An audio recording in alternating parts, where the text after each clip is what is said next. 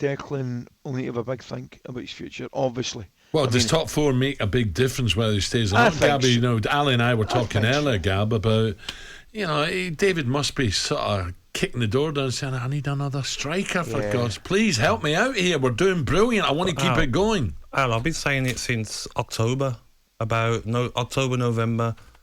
West Ham in January need another striker. Antonio, great player, but he can get the odd hamstring injury. He can look a bit burnt out, maybe overused. They haven't really they got Haller in, didn't they? But he wasn't the answer. Went and done well at Ajax, but he wasn't the answer. They need another striker, but also another left winger, a winger with a bit of pace. Ali, I watch Lanzini, I watch Formals, I watch Ben Rama, okay players, but they're not the players that are going to get into the top four. So West Ham do need some more recruits, even centre midfield. Apart from Souček and Rice, they haven't got anyone. Fan doesn't do it regularly enough. Not enough though. It's not enough to get top four, is it? And if West Ham really want to push into the top four, they're going to need to strengthen a lot in the summer. You could say that about Arsenal, couldn't you, Ali, about lack of strikers at the moment? I see Aubameyang scored for Barca last week. Was it last week? I think he's got 4 and 5 games or something. I know he got a hat-trick as well, so that was always going to happen, wasn't it? But I agree with Gab. I just think I think the players need a hand. I think Moyes obviously needs a hand, but I think the players need a hand. They need kind of reinforcements. They need strength in other areas, particularly centre-forward position. So what we're saying West Ham lack ambition here, because this is a golden opportunity, isn't it? Well, we said this last season. This season, everyone was excited about West Ham. Even the neutrals, West Ham will get 4th this season, looking confident. But teams invest, don't they, Ali, at the right times? In January, it was the right time to go and get another centre midfielder, maybe a centre-half, and definitely another striker. You can't just rely on Antonio. You need a plan B. I don't think West Ham have a plan B. So definitely for me, it's just frustrating, really. Even though I'm a neutral, I'm frustrated for West Ham fans. I don't think, I'm looking here, Davy Moyes, one or two people saying he's been naive second half of the season. I'm not going with that. No chance. I'm not going with that. But he knows what his team needs. There's no doubt about it. Moyes will know what his team needs. I'll be surprised if he's not been knocking the door down to get a centre. But Ali, this was the perfect season to finish in the top four, because next season, Spurs are going to spend in the summer. Arsenal are going to spend. Well, Spurs, Everton are going to strengthen. Leicester will strengthen. Newcastle will strengthen. Wolves, maybe. Wolves will strengthen. Villa will bring players in. So it's going to be even harder next year for West Ham. Now, where do we start with Tottenham, Ali? Oh, wow. I can't work Spurs out. I just can't. It's your club.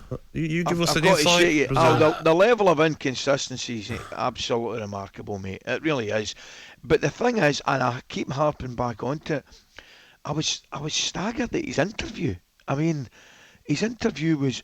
Normally we see Conte, he's charging up and down touchlines, he's getting excited when they score, he's full of enthusiasm.